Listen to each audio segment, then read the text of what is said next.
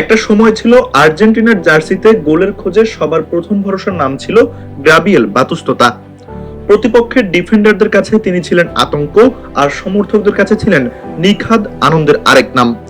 মাথা ভর্তি লম্বা চুল, দুর্দান্ত শক্তিশালী শট আর গোল করার পর দুই হাত ছড়িয়ে উদযাপন, এই দৃশ্যই যেন বাতিস্তুতার পরিচয় হয়ে উঠেছিল। তাই তো ফুটবল বিশ্ব তাকে চিনত এক নামেই বাতিগোল। লিওনেল মেসির আগের প্রজন্মে আর্জেন্টিনার আক্রমণ ভাগের সবচেয়ে বড় ভরসা ছিলেন তিনি। তবে ছোটবেলায় ফুটবল নয়, বাস্কেটবলই ছিল তার প্রথম ভালোবাসা।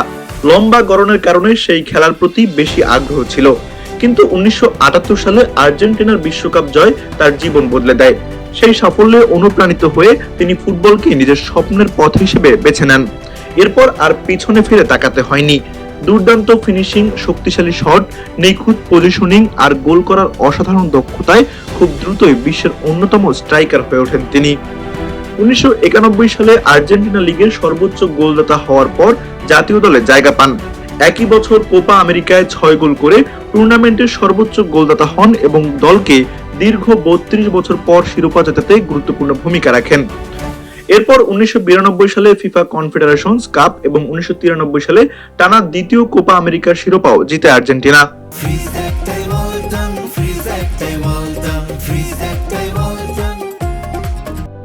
1994 সালের বিশ্বকাপ ছিল বাতিস্তুতার প্রথম বিশ্বকাপ।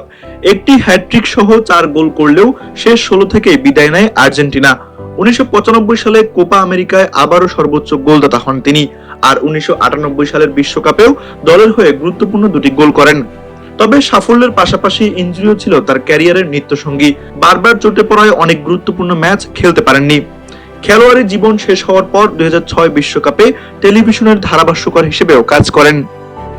বাতিস্তুতা আজ আর মাঠে নামেন না, কিন্তু তার গোল, তার উদযাপন আর তার লড়াকু মানসিকতা আজও ফুটবল প্রেমীদের মনে অমলিন। বিশেষ করে আর্জেন্টিনার সমর্থকদের কাছে তিনি শুধু একজন কিংবদন্তি নন, তিনি এক চিরন্তন আবেগ।